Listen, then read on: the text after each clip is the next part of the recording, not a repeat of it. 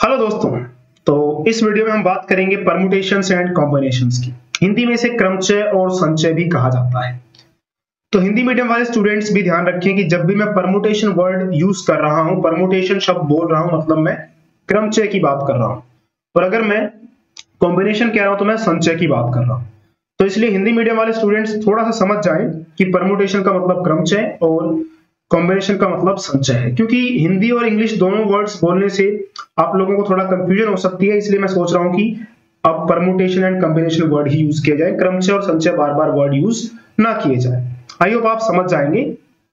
चलिए, तो हाँ, एक और बात, परमुटेशंस और कॉम्बिनेशंस का मैंने पूरी की पूरी एक प्लेलिस्ट बनाई हुई है जिसमें बहुत सारे क्वेश्चंस मैंने सॉल्व करवाए हुए हैं, तो वो भी आप देख सकते हैं। इस वीडियो के डिस्क्रिप्शन बॉक्स में आपको उस प्लेलिस्ट का लिंक मिल जाएगा।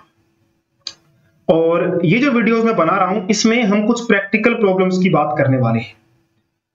तो ये थोड़ी अलग तरह की है, जो पहले परमुटेशंस एंड कॉम्बिनेशंस की वीडियो बनाई गई है उनसे थोड़ा ये अलग तरह की रहने वाली है। आइए शुरुआत करते हैं परमुटेशन से। परमुटेशन क्या होता है?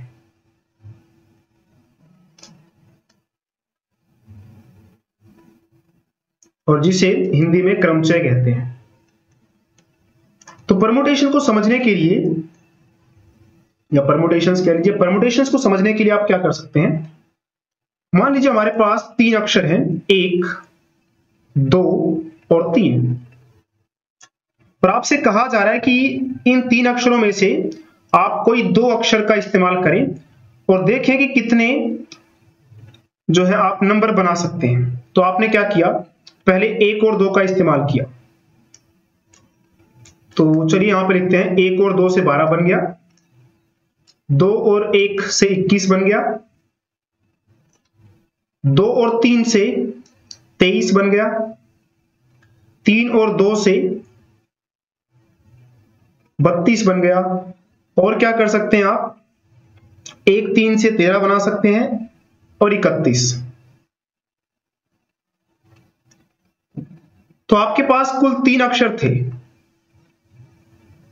टोटल 3 आपके पास नंबर्स थे, 1 2 3, और आपको कहा गया था कि इन 3 में से एक समय पे आपको सिर्फ 2 ही यूज करने हैं, तीनों में से कोई भी 2।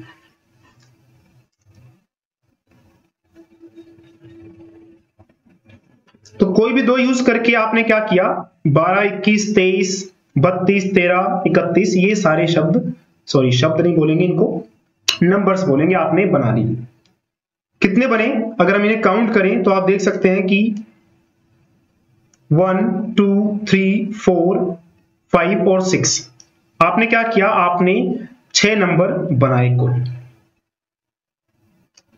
अब अगर इसी का हम शॉर्टकट लिखें कि कैसे आपको पता लगेगा कि आप 6 अक्षर ही बना सकते हैं। तो कुल अक्षर 3 थे, हमें इस्तेमाल कितने करने थे, 2।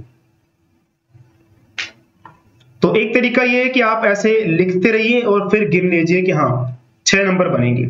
लेकिन सोचिए, अगर आपको कह दिया जाए कि आपके पास 1 2 3 4 5 6 7 इतने अक्षर हैं और आपको 4 अक्षर एक समय पे यूज करके जो है नंबर बनाने हैं, तो कितने बनाएंगे आप?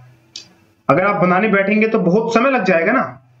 हमें एक शॉर्टकट चाहिए, जिस शॉर्टकट की मदद से हम आसानी से ये जान सके कि कितने नंबर बनने वाले हैं, और उसी शॉर्टकट को हम समझते हैं कि वो शॉर्टकट कैसे निकलता है। तो देखिए, शॉर्टकट कुछ ऐसे होने वाला है कि आपके पास नंबर कितने थे कुल, जैसे एग्जांपल 1 2 3 4 5 6 7, कुल नंबर 7 हैं, और इस्तेमाल कितने करने थे एक समय पे, 4, कोई भी 4, ये रहे। तो कितने नंबर्स आप बना सकते हैं, तो इसका शॉर्टकट है, आप इसे लिख देंगे 7p4, p मतलब परमुटेशन। तो इसे आप कुछ इस तरह से लिख सकते हैं 7p4। कितने अक्षर बनेंगे, 7p4 बनेंगे। और 7p4 का मतलब ये है, देखिए इसे अगर आप सॉल्व करते हैं तो 7 फैक्टोरियल और नीचे 7 - 4 फैक्टोरियल। कितने अक्षर बनेंगे 7 फैक्टोरियल। अच्छा, ये फैक्टोरियल का निशान है जो उल्टा मैं लिख रहा हूँ, ये फैक्टोरियल का निशान है। अलग अलग बुक्स में अलग अलग तरह देखने को मिलता है। कई जगहों पे आपने देखा होगा फैक्टोरियल का निशान कुछ ऐसा भी देखने को मिलता है, ऐसा। तो आप जैसे मर्जी समझ लीजिए, उससे फर्क नहीं पड़ने वाला ना, क्योंकि आपको तो पता है कि ये तो बस एक निशान है। तो फैक्टोरियल का निशान यहाँ पे मैं ऐसे उल्टा आई बना रहा हूं। आप चाहे तो इसे ऐसे भी लिख सकते हैं। देखिए अपना जो आपको फैक्टोरियल का निशान आपकी बुक में होगा शायद वो ऐसे होगा, ये 7 और यहाँ पे आ जाएगा 7 - 4। इस तरह भी लिख सकते हैं, जैसे चाहे आप वैसे लिख सकते हैं, ठीक है। अगर इसे हम सोल्व कर लेते हैं, इसे सोल्व करके जो भी वैल्यू आएगी तो हम कह सकते हैं कि अगर हम इन 7 अक्षरों में से, जो मैंने 7 अक्षर दिए थे, इन 7 अक्षरों में से एक समय पे अगर हम 4 अक्षर का इस्तेमाल करते हैं तो कितने अक्षर बनेंगे, इतने अक्षर बनेंगे। इसे सोल्व करके आ जाएगा। ये हुआ शॉर्टकट, क्योंकि बार बार हम बनाने नहीं बैठेंगे, बहुत समय लग जाएगा।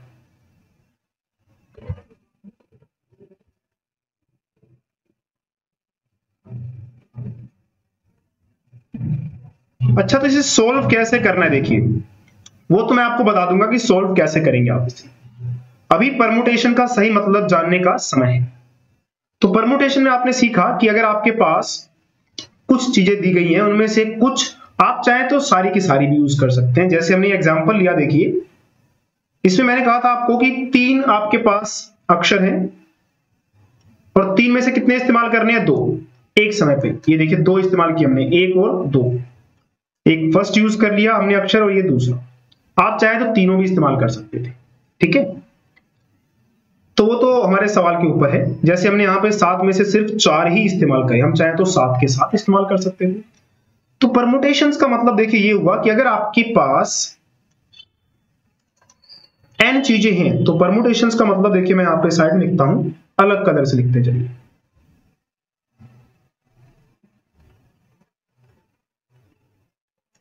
कि अगर आपके पास n चीजें हैं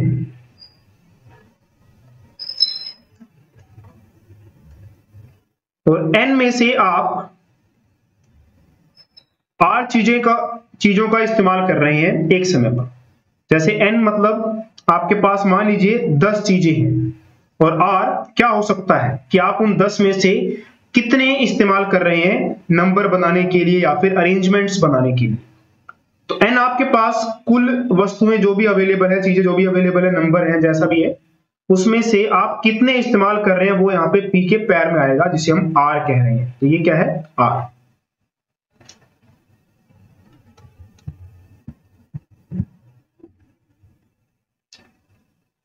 तो परमुटेशंस में आप ये ध्यान रखेंगे NPR का मतलब क्या है। अगर आपके पास n चीजें हैं और आप उसमें से r चीजों का इस्तेमाल करके कितने नंबर, कितनी अरेंजमेंट्स बना सकते हैं, जैसे यहां तो हमने नंबर बनाए ना, तो कितने अरेंजमेंट्स बना सकते हैं वो आप इस फॉर्मूले से निकाल सकते हैं। हाँ, इसमें एक बात सबसे ज्यादा ध्यान देने की वो ये है कि 12 और 21, इसमें देखिए नंबर वही इस्तेमाल हुए हैं, 1 और 2।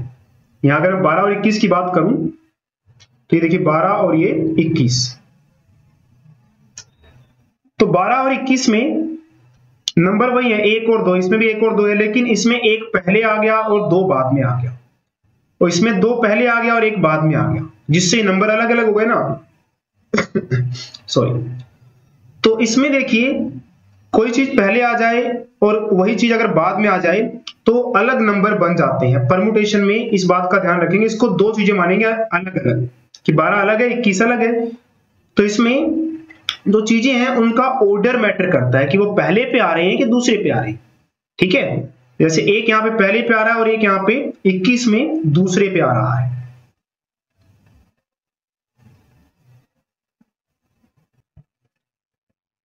तो इसीलिए परमुटेशंस में आप देखेंगे कि ऑर्डर मैटर करता है। कॉम्बिनेशंस क्या होते हैं, कॉम्बिनेशंस भी वही चीज है, लेकिन फर्क क्या देखने को मिलेगा, चलिए कॉम्बिनेशंस की बात कर लेते हैं।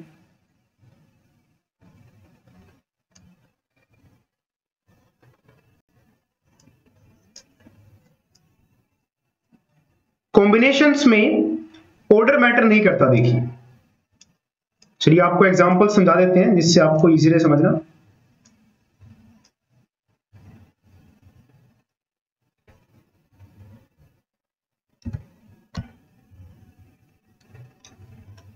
चलिए अब बात करते हैं कॉम्बिनेशंस की।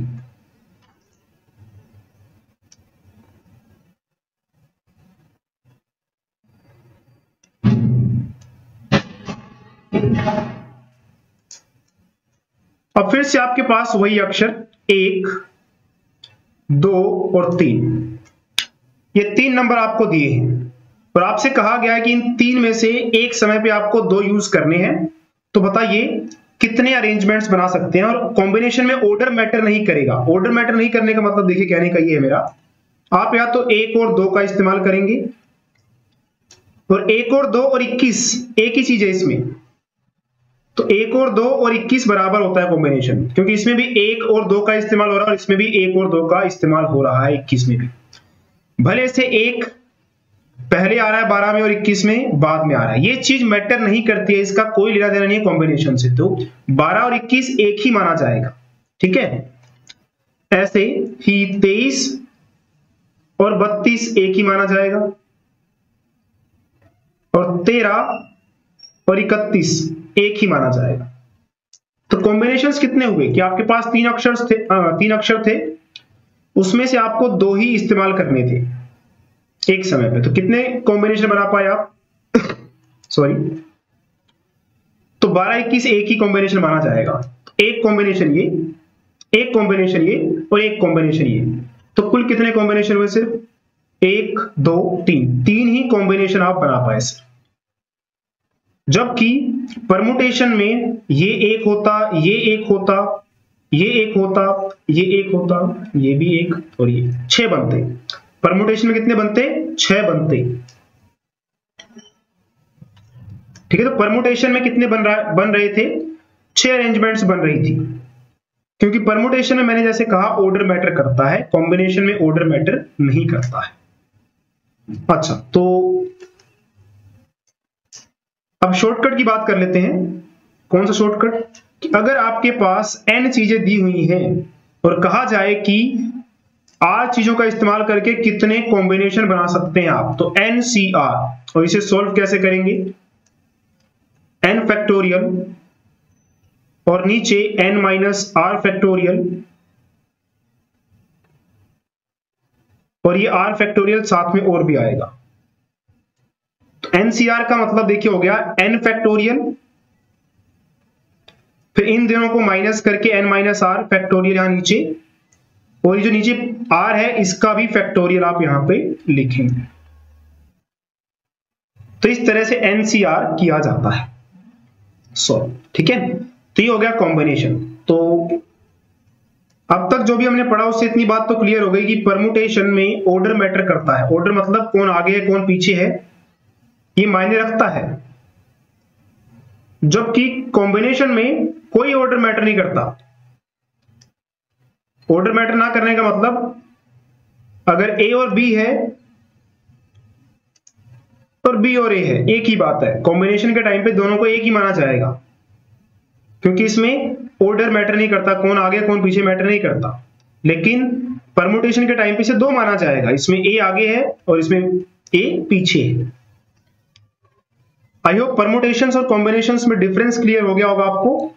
और अब बात कर लेते हैं एक बार सर्कुलर परमुटेशन की।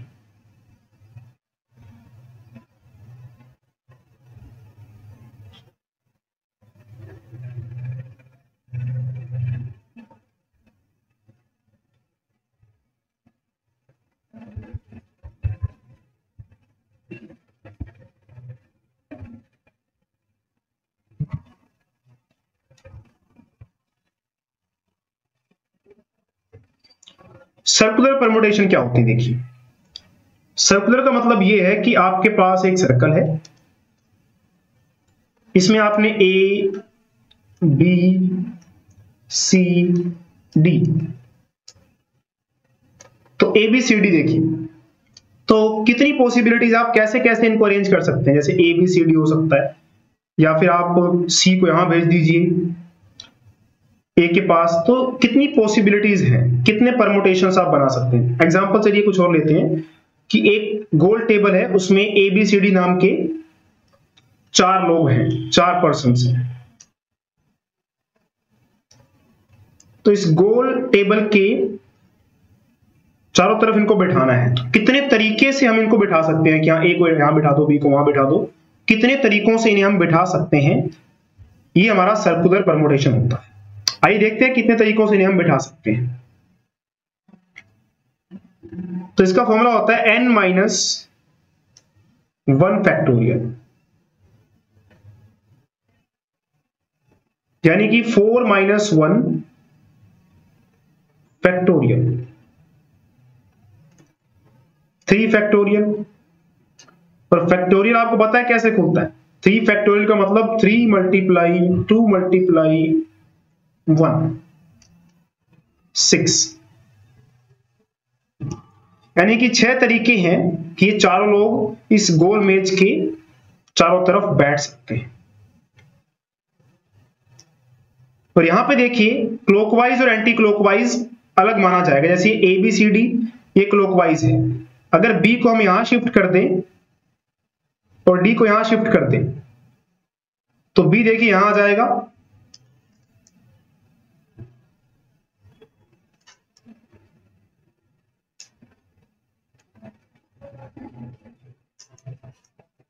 चलिए मैं आपके लिए दोबारा बनाता हूं।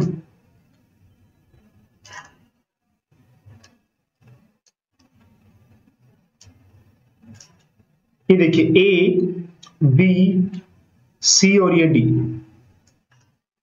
और एक केस बनता है ए बी डी और ये सी।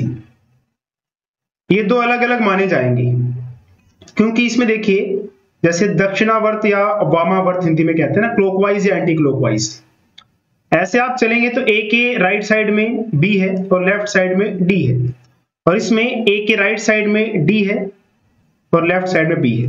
जब क्लॉकवाइज या एंटी क्लॉकवाइज, दक्षिणावर्त या वामावर्त को आप अलग अलग मान रहे हैं, देखिए इसमें चल तो वैसे ए बी सी डी रहा है, इसमें भी देखिए ए बी सी डी, और दूसरे वाले में भी ए बी सी डी है, लेकिन इसमें क्लॉकवाइज चल रहा है और इसमें एंटी क्लॉकवाइज चल रहा है। ये दोनों को अलग अलग माना गया है कि ये अलग तरीका है बैठने का और ये तरीका अलग है, तब फॉर्मूला आपका n-1 फैक्टोरियल रहेगा। अब मान लीजिए माला होती है, माला में क्या होता है, मोती लगे होते हैं, अलग अलग रंग के मोती लगा देते हैं इसमें, यहां लाल हो गया, यहां मान लीजिए नीला हो गया,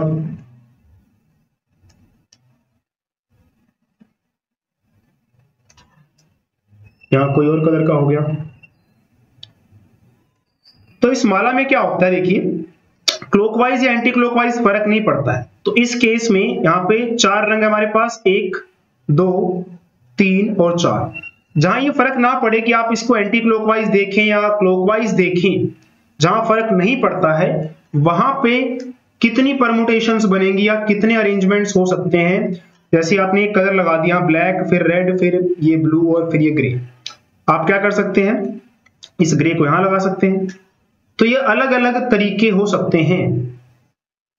आप क्या कर सकते हैं, इस ग्रे को यहां पे पहुंचा सकते हैं और रेड को यहां पे। तो अगर वो अलग बन रहा है, देखिए इसमें क्लॉकवाइज या एंटी क्लॉकवाइज में कोई फर्क नहीं है माला में, तो इसमें कितने चांसेस बनेंगे, n-1 फैक्टोरियल डिवाइड बाय आप 2 कर देंगे। 2 फैक्टोरियल होता है लेकिन 2 फैक्टोरियल 2 ही होता है, ठीक है। तो 4 आपके पास कलर थे, तो 4 माइनस 1 फैक्टोरियल डिवाइड में 2 फैक्टोरियल, तो ये बनेगा देखिए 3 फैक्टोरियल और 2 फैक्टोरियल। और 3 फैक्टोरियल आपको पता है 3 2 1 होता है, 3 इंटू 2, 1 तो खैर मल्टीप्लाई में है, उसको आप लिखे ना लिखिए की बात है। तो यहाँ पे 2 मल्टीप्लाई 1, तो 2 से 2 कैंसिल, तो आंसर आता है 3। यानी कि अगर आपको मोतियों की माला बनानी है जिसमें आपके पास ये 4 कलर हैं, तो आप कितनी मालाएं बना सकते हैं, 3 तरह की मालाएं बना सकते हैं। तो ये थी कुछ बेसिक चीजें जो आपको पता होनी चाहिए, और इसके बाद हम कुछ प्रैक्टिकल प्रॉब्लम्स को सॉल्व करेंगे जिससे आपको और क्लैरिटी हो जाएगी परमुटेशंस, कॉम्बिनेशंस या सर्कुलर परमुटेशंस को लेकर। आइए एक क्वेश्चन सोल्व करते हैं जिससे आपको परमुटेशंस कॉम्बिनेशंस के बारे में और क्लैरिटी हो जाएगी। तो जैसा कि आप देख सकते हैं कि आपको एक सवाल दिया गया है, how many words can be formed from the word mathematics. तो आपको कहा गया है कि आप मैथमेटिक्स में जितने भी ये अक्षर आ रहे हैं MATHE, ये देखिए MATHEMATICS, इसका इस्तेमाल करके आप कितने अक्षर बना सकते हैं हमसे पूछा गया है। तो MATHEMATICS। अब वैसे अगर आप सोचें फिर तो बहुत बनेंगे और आप सोचते रह जाएंगे कितने अक्षर बनेंगे और शायद गलत सोच लेंगे, क्योंकि आगे पीछे करके आप बहुत सारे अक्षर बनाने बैठेंगे तो एक दिन भी बीत सकता है। लेकिन हमारे पास शॉर्टकट है, देखिए शॉर्टकट हमने सीखा हुआ है। टोटल अक्षर देखिए कितने हैं, 11 अक्षर हैं। तो टोटल अक्षर है 11। क्योंकि इसमें अक्षरों का ऑर्डर मैटर करेगा, इसका मतलब अगर आप इस M की जगह यहाँ A कर देते हैं तो कुछ और अक्षर बन जाएगा ना, जैसे MA है स्टार्टिंग में, और अगर आप AM कर देते हैं तो एक नया अक्षर बन जाएगा। तो ऑर्डर मैटर कर रहा है, MA और AM अलग चीज है, तो ऑर्डर मैटर कर रहा है इसमें, इसलिए परमुटेशन। तो यहां मैं P लिख रहा हूं। इसके बाद देखिए 11 अक्षर है, हमें इस्तेमाल कितने करने हैं, सारे अक्षरों को यूज करना है। सारे अक्षरों का इस्तेमाल करके हमें नए अक्षर जो है जितने भी बनेंगे वो बनाने हैं, तो सारे अक्षरों का इस्तेमाल किया जाना है। तो टोटल अक्षर है 11 और यूज करने हैं, इस्तेमाल करने हैं सारे के सारे, तो इसलिए 11 P11। तो ये सारे टोटल अक्षर थे और P के पैर में जो ये 11 है ये बता रहा है कितने अक्षर हमें इस्तेमाल करने थे। इसके बाद देखिए M 2 बार आ रहा है इसमें, तो 2 फैक्टोरियल से इसे आपको डिवाइड करना है। इस बात को आपको ध्यान रखना है कि अगर कोई चीज रिपीट हो रही है, जैसे M और M देखिए रिपीट हो रहा है, 2 बार रिपीट हो रहा है इसलिए 2 फैक्टोरियल। ऐसे ही A भी देखिए 2 बार रिपीट हो रहा है तो 2 फैक्टोरियल से फिर डिवाइड करना पड़ेगा। ऐसे ही T देखिए फिर से रिपीट हो रहा है तो 2 फैक्टोरियल से फिर इसे आप डिवाइड कर देंगे। तो इस तरह से देखिए मैथमेटिक्स में जितने भी अक्षर आ रहे हैं, इन अक्षरों का इस्तेमाल करके आप टोटल कितने अक्षर बना सकते हैं, 11P11 divide by 2 factorial 2 factorial और 2 फैक्टोरियल। ठीक है, चलिए आगे देखते हैं।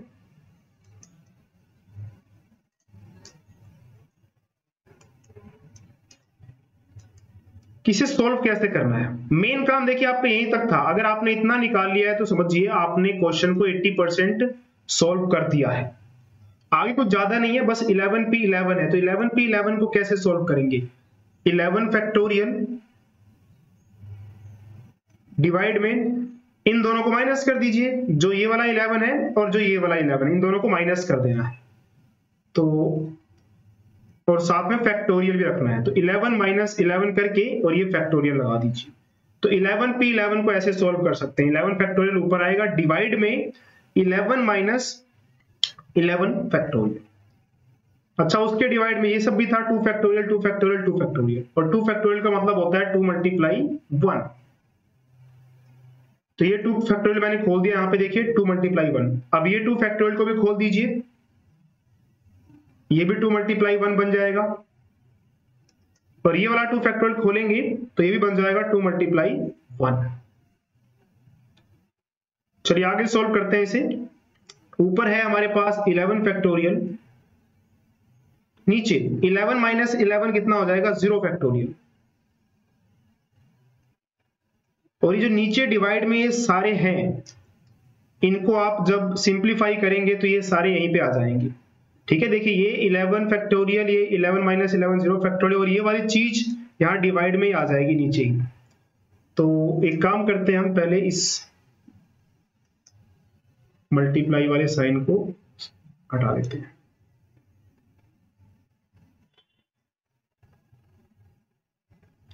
चलिए तो ये जितने भी ये 2 थे, 2 multiply 1 multiply 2 multiply 1 multiply 2 multiply 1, ये सारे यहां पे आएंगे डिवाइड में।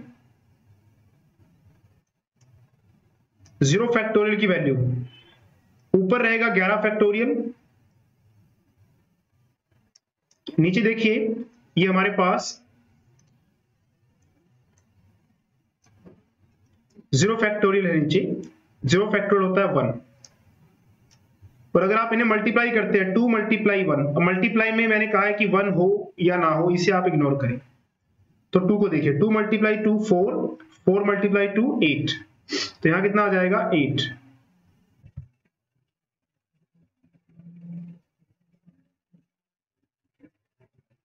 तो इस तरह से देखिए ऊपर आपके पास आ गया 11 फैक्टोरियल और नीचे 8, तो ये आपका आंसर आ गया। आप चाहें तो इसे आगे भी सॉल्व कर सकते हैं, आपकी मर्जी है। जैसे एग्जांपल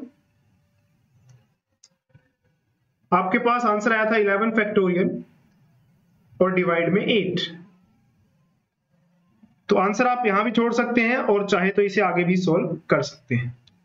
आगे इसे कैसे सॉल्व किया जाएगा देखिए, अगर हम इसे सॉल्व करना चाहते हैं तो 11 फैक्टोरियल को आप लिखेंगे 11 मल्टीप्लाई 10 मल्टीप्लाई 9 मल्टीप्लाई 8 मल्टीप्लाई 7 6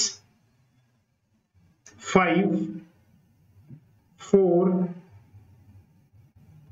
3 2 और ये 1। इस तरह से आप 11 फैक्टोरियल को खोल सकते हैं। और डिवाइड में है 8, तो ये वाला 8 और ये वाला 8 कैंसिल हो जाएगा। उसके बाद जो बचा उसे आप मल्टीप्लाई करके लिख सकते हैं। तो 11 मल्टीप्लाई 10 मल्टीप्लाई 9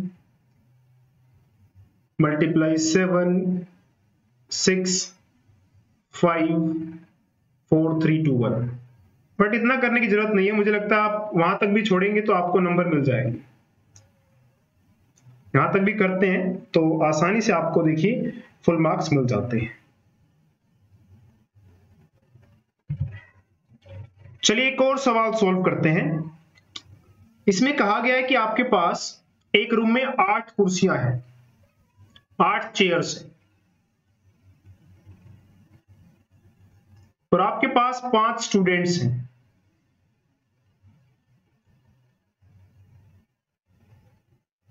तो इन 8 कुर्सियों पे 5 स्टूडेंट्स को आप किस तरह से या कितने तरीकों से बिठा सकते हैं, ये आपको निकालना है। तो आपके पास देखिए 8 कुर्सियां हैं और 5 बच्चे हैं, उनको आप कितने तरह से बिठा सकते हैं। तो सोचिए ये 8 कुर्सियां 1 2 3 4 5 6 7 8। यहां हमने मोहन को बिठा दिया, मान लीजिए यहां सोहन को बिठा दिया, यहां करण को बिठा दिया, यहां और कौन बचा, अजय को बिठा दिया, यहां विजय को बिठा दिया। अब इसमें देखिए ऑर्डर मैटर करता है। अगर आप मोहन और सोहन को इंटरचेंज कर दें, सोहन को इधर कर दें और मोहन को इधर कर दें, तो ये एक अलग तरीका बन जाएगा ना। तो इसमें ऑर्डर मैटर कर रहा है, यानी लगेगा तो परमुटेशन P। अब टोटल कितनी जगह है देखिए 8 कुर्सियां हैं, तो टोटल आपके पास जगह जहां बिठा सकते हैं वो है 8। तो टोटल चीज हमारे पास हो गई 8, और आपको इस्तेमाल कितनी करनी है जगह, एक टाइम पे एक बार में आप सिर्फ 5 कुर्सियां ही इस्तेमाल कर रहे हैं, तो इसलिए पैर में कितना आएगा 5, 8P5। ये वो तरीके हैं कि आप 8 कुर्सियों पे 5 बच्चों को किस तरह से बिठा सकते हैं। आई होप आपको समझ में आया होगा कि टोटल हमारे पास 8 जगह थी और एक समय पे आप 5 जगह को ही यूज कर रहे हैं। तो टोटल जब भी होता है उसको हम यहां ऊपर रखते हैं सर पर P के, और जितना आप यूज कर रहे हैं जगह आप वो नीचे आता है। इसे आप सोल्व कैसे कर लेंगे, ऊपर आएगा 8 फैक्टोरियल और नीचे 8 माइनस 5 फैक्टोरियल।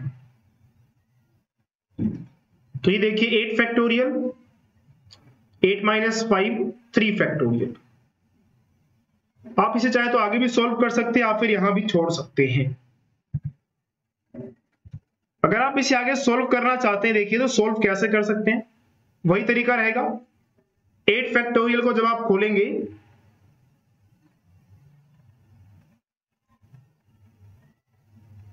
तो यहां आपको लिखना होगा 8 मल्टीप्लाई 7 6 5 4 मल्टीप्लाई 3 मल्टीप्लाई, अच्छा 4 के बाद 3 फैक्टोरियल तक रुक जाइए, रुकिए यहां पे हम क्या करेंगे, यहां पे 8 फैक्टोरियल था ना, तो इसको आप लिखिए 8 मल्टीप्लाई 7 मल्टीप्लाई 6 मल्टीप्लाई 5 मल्टीप्लाई 4 और मल्टीप्लाई 3 फैक्टोरियल पे ही रुक जाइए, आगे मत खोलिए इसे। क्यों ऐसा किया हमने, देखिए नीचे 3 है ना, ये इस वाले 3 को कैंसिल करना है हमने, ये ऐसे, इसलिए हमने 3 फैक्टोरियल तक ही इसको ओपन किया बस।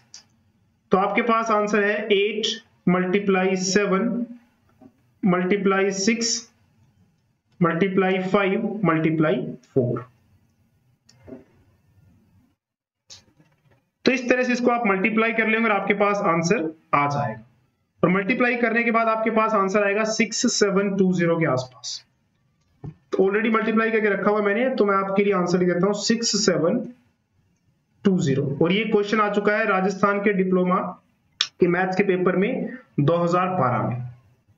आई होप क्वेश्चन आपको इजी लगा हो और समझ में आ गया हो। तो आज के इस वीडियो में इतना ही। तो इसमें देखिए हमने कुछ बेसिक सीखे, परमुटेशंस क्या होते हैं, कॉम्बिनेशंस क्या होते हैं, और साथ में सर्कुलर परमुटेशन की बात की, और मैंने आपको 2 क्वेश्चंस करवाए। आगे की वीडियोस में हम और भी ऐसे ही प्रैक्टिकल क्वेश्चंस को सॉल्व करेंगे, और उन सभी वीडियोस का लिंक आपको डिस्क्रिप्शन बॉक्स में मिल जाएगा। और जैसे मैंने कहा कि परमुटेशंस और कॉम्बिनेशंस के जो प्रैक्टिकल प्रॉब्लम्स नहीं है, ये तो प्रैक्टिकल प्रॉब्लम्स हैं, और उसके बेस जो नॉन प्रैक्टिकल प्रॉब्लम्स हैं उसकी पूरी की पूरी एक प्लेलिस्ट बनी हुई है, जिसमें कई 15-16 वीडियोस हैं, छोटी छोटी वीडियोस हैं इसलिए 15-16 बन गई है। तो उस पूरी प्लेलिस्ट का लिंक आपको डिस्क्रिप्शन बॉक्स में मिल जाएगा, तो डिस्क्रिप्शन बॉक्स एक बार जरूर चेक कीजिए। और साथ ही आपके मैथमेटिक्स के और भी जो चैप्टर्स हैं उन सभी की वीडियोस हमने बनाई हुई है, तो उनका लिंक भी आपको डिस्क्रिप्शन बॉक्स में मिल जाएगा।